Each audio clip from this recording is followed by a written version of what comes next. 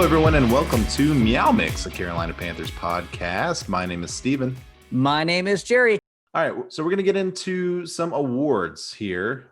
We've got, like 8 or 9 awards that we're going to go through. Some of them are, your typical offensive player of the year, defensive player of the year, but we have a few different ones here. So we're going to start off with best offseason move of the year. And what Jerry and I are going to do, we haven't seen each other's choices here. So we're going to say our choices, and then we're going to talk about it and come up with a consensus one, person who wins that award. Okay. Mm-hmm. Best offseason move of the year. Who you Signing got? Robbie Anderson. Signing Robbie Anderson is very good. I put hiring Matt Rule. You win. I was thinking more player-wise on these, and no, I mean that Matt Rule runs the organization, and if I think the team is progressing and trending upwards, that's on Matt Rule. I can't argue Robbie Anderson over that. Yeah, I mean, I think Robbie Anderson was a great, in terms of players signed, not drafted, but signed free agent wise, he was probably the best one easily. But in terms of long-term direction of the franchise, I think Rule was the one. So good. I'm glad that was an easy one. Worst offseason move of the year. Go ahead. Oh, I'm going first again. Okay. I'll go first. Okay. I put signing Teddy Bridgewater. I did too. Oh, all right. The main reason why I picked him over Tahir Whitehead is Tahir Whitehead signed a 1-year contract. Yeah. Teddy Bridgewater's got to be here next year. Also, Tahir Whitehead was easily benchable. Yeah. Signing Teddy Bridgewater to that 3-year deal, and I liked it at the time. It seems like we should have signed him to a 2-year prove-it deal, and then we could cut bait, but we're stuck with him next year, or at least on this roster. Or just rolled with Kyle Allen for a year, or PJ Walker, or Will Grier, or someone like that, and just not spent the money. Maybe instead of signing Bridgewater, we signed Taylor Moton or Curtis Samuel, or make some of those long-term commitments instead of bringing in a guy that you probably knew wasn't going to be the franchise quarterback long-term. The Panthers are only $16 million under the cap, I believe, right at this moment. Yeah. So now they could cut Teddy after this year. That's a huge dead cap. It's huge. It's $20 million dead cap, but he's a $23 million cap hit. So they would technically save $3 million. I personally think if they drafted a quarterback. I personally feel like if you draft a quarterback, you keep Teddy Bridgewater on this roster next year. Anyways, that way, if he's not ready, you can start Teddy until he's ready. I think unless they trade up for Lawrence or Wilson or Fields or someone like that, or Fields falls to them maybe. If they've got a guy that's ready to start week 1, then I think you consider it. Maybe you trade Teddy if you can get anything for him. We'll see. All right. Letdown player of the year. Your turn to go first.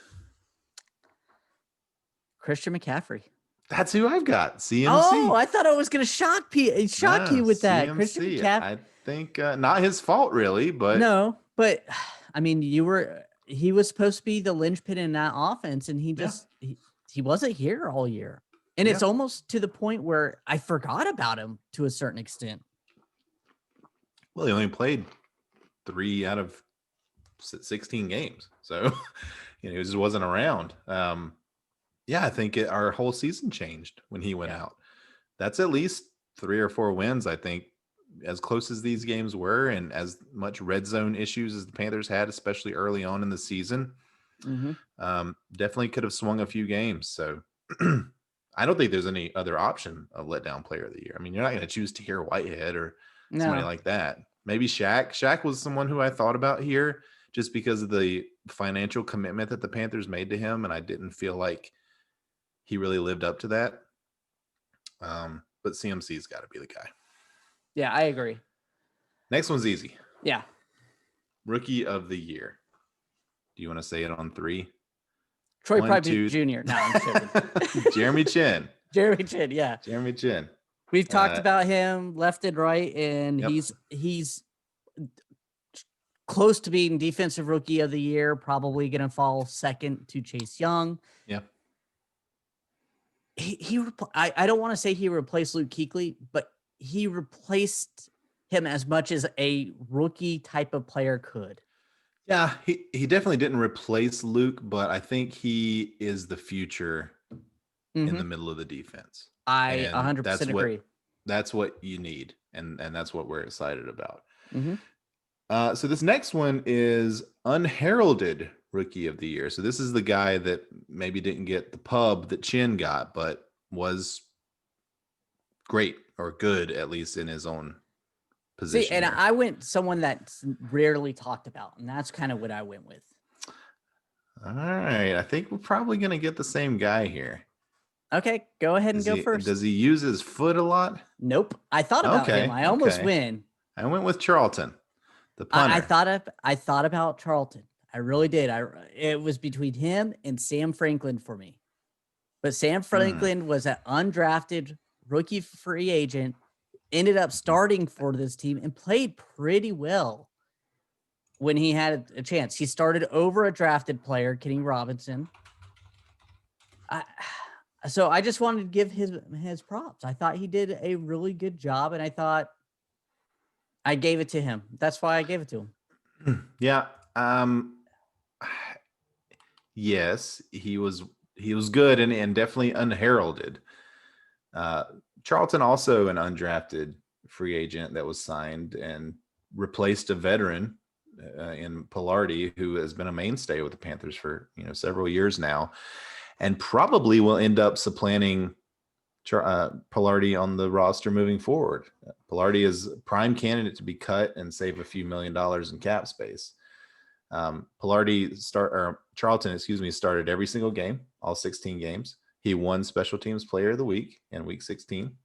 I mean, if you're really going to fight me or try to, we're having the talk. Charlton probably deserves it more just because he is that untalked about, but he is that starter, that constant starter in that position of one person. But that's why I kind of lean towards Sam Franklin. But yes, Charlton had a better season at his position than Sam Franklin. Okay. Well, I mean, this is what we want to come up with a consensus here.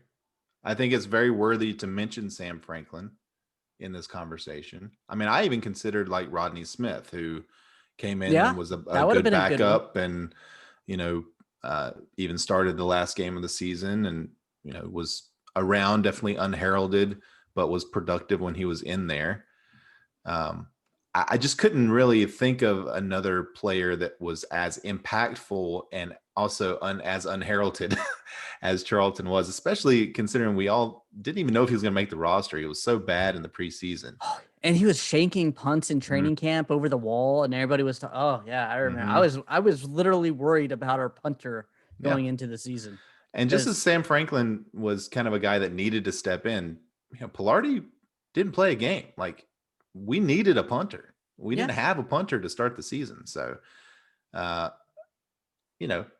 I'm willing to fight for Charlton if you're willing to. I'm not really. Like I said, it was a toss-up in my head between him and Charlton, and I had a feeling you were going to pick Charlton, so I wanted to at least give some love to Sam Franklin for his hard work.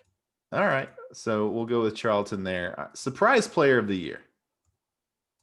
Who you? What did you go first on the last one? You did. Robbie Anderson, to me, is the guy. And well, you go ahead and say who yours is. Mine is Corn Elder. Okay. The guy who I have ragged on so much, who has been cut from this team, who's played awful on this team. He was a lockdown nickel corner as much as he can be that. I mean, he has been he needs to be on this team next year as that nickel corner. Yeah, I agree. Starters, I don't know where, but yeah, I'll give the argument for Anderson just to talk about it. I think that you're right on this one. When Anderson came in, I expected him to be productive, but I expected him to be a one-trick pony. I expected him to be a deep threat guy who ran straight lines and, maybe caught 10 touchdowns and had 750 yards on 35 catches, right? Just averaged a ton of yards per catch. He was a complete opposite from that almost. Yeah. He had that ability. He did catch a couple of long passes, but he was really a possession receiver. He only averaged like 11 and a half yards a catch, which is right around what Curtis Samuel had. So, but he caught a ton of balls. He was over 1,000 yards, first time in his career. And I just, from what I expected, he was a very nice surprise. But Corn Elder, that's it, right? I mean, that's got to be the one. Because I mean, that guy, we didn't even. I don't even remember if we picked him to make the roster. No, we didn't. I know I didn't. Yeah. Because I remember when I was doing the YouTube video, I found a image of a piece of corn with a slash through it, like the Ghostbuster symbol. Yeah. It was a no fructose corn syrup image, and I put it on the YouTube video every time we mentioned his name. I was wrong. Yeah. I was wrong. No, he needed like 3 or 4 years to season, and now he's I guess so. I don't think you were wrong. I mean, for everything we saw from him up to that point was, complete trash almost. I mean, it was just not good. High fructose corn syrup. There you go.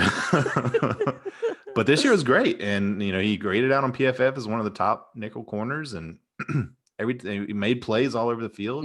I was very impressed. Against the run and the pass. I mean, there's many times where I remember the running back going to the outside and he would just come and clip him up, and it was a 1 yard gain.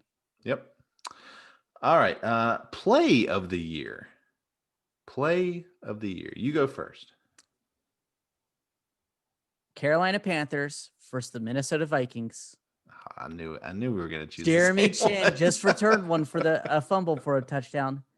Dalvin Cook gets the ball, goes up the middle. It's a scrum. First down, it's Cook. Jeremy Chin strips him of the ball. Is the Hall of Fame safety. Gets the ball, runs back the touchdown, second touchdown, back-to-back They didn't blow the whistle. No whistle. Jeremy they Chin. didn't blow the whistle. That's going to live in my head for a very, very long time. Yeah, I've got Chin scoop and score number 2. That's what I've got written down. I couldn't think of another play that stood out to me so much this year. I think that maybe the first fumble recovery touchdown from him. I mean, those were the 2 that I was and because they were back to back, I think it makes them more impressive together. The second one even more so, but because he stripped the ball from Dalvin Cook, who's a top tier running back. Yeah. The only other play and put points on the board. The only other play I could think of is Robbie Anderson's 50-yard pass play where it was kind of a dump off and he just ran it up to the sideline and kind of cut in. But I don't even remember who that was against. So yeah, I remember the play, who he stripped it from. So that's got to be my play. Yeah, I think that might have been week 1 for Robbie Anderson against. No, it was towards. I knew he had a big play against the Raiders, the first week. But yeah, I think there's no other choice here. That's the one. All right. So now we're going to offensive and defensive players of the year. I went a little beaten path with the offensive player of the year. I've got Curtis Samuel as the offensive player of the year. I thought about that. Yeah. Just with his rushing, but I'm going more total yards. I went DJ Moore. I think the problem is he had some up and down games, but I think that was more just other players were getting open and Teddy Bridgewater doesn't like to throw deep. Yeah, I mean, he was the other obvious choice. You probably could have gone with any of the 3 receivers. I was going to say offensive player of the year. Can we just put wide receiver core? Yeah. To me, Curtis, it was, he was just so reliable, particularly on third down. When you needed a catch, he was the guy. And then as the year went on, he just became so much more important to the offense. And then we saw when he missed that game, was against Tampa Bay, I think. They were so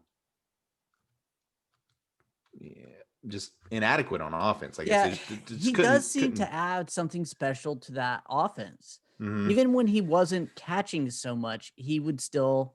I get it. Like I said, he was in my head, but I gave it to DJ Moore, almost 1,200 yards. He just seemed like he's taking that step, and with Christian McCaffrey out, Teddy Bridgewater not playing that well, he was the person that held it up towards the end of the season. And that's why I gave it to him. Yeah, well, and he had a lot of yards didn't have a ton of catches. He averaged 18 yards a catch, I think, which was third in the league in terms of average yards per catch.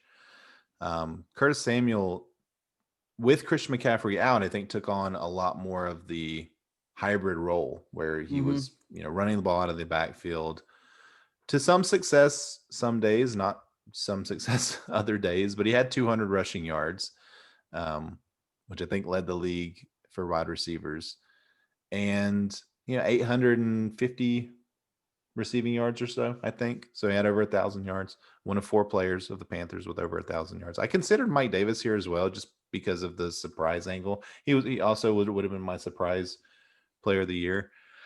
I think we can go with DJ Moore because this award is more on production, overall production, I think. And that's kind of what I was going with. Curtis Samuel had a great year and made himself a lot of money. Yep, agreed. All right, the final one here, Defensive Player of the Year. I think there's a few choices here, but I think one stands out to me. Go ahead. See, I know who you're going to pick, and I went opposite because it was a toss-up in my head between these two, and I literally was debating it. I went Brian Burns. I felt like every time he was out there, he was making serious impact. He may have only had 9 sacks this season, which is still good, but the pressure he's top. I don't know what number he was. He was top 5 in quarterback pressures in the league. And I think this defense runs on that quarterback pressure, making the quarterback throw the ball early because otherwise it's just a zone scheme. No, that's who I went with as well. I had Brian Burns. Yeah. Wow. I mean, I know you could go on the chin, I guess would have been the other obvious option here. But Chin faded a little bit down the stretch. And without Chin in that New Orleans game, or I'm sorry, without Burns in that New Orleans game, it was the worst game of the season for the Panthers overall. And Burns, like you said, he was always around the quarterback. It seemed like he finally started getting some sacks as the season went on. I think he probably should have ended up with 13 sacks or 14 sacks as much as he was around the quarterback. I thought it was a breakout season for him. He's going to be a really good player for years to come. And 100% Brian Burns, Defensive Player of the Year for the Panthers. Yep. Next week, we will start our draft picks of position 8. I don't know who we're going to start with. Maybe we'll put up a poll on Twitter and let Twitter decide who we're going to go over. All right. Other than that, we want to thank everyone for listening. If you like the show, please let your friends know. Please follow us on Twitter at MeowMix Podcast. If you have any questions or comments, you can email us at mailbag@meowmixpodcast.com. If you leave us a 5-star review with a comment on Apple Podcasts, we'll read it on the show. Yeah, I think we're going to move probably to one time a week here for the next little while. So the next show will be sometime in the middle of the next week. We'll try to do Wednesday or Thursday. But until then, everybody stay safe. Enjoy the week 1 of the playoffs. And until next time, keep pounding.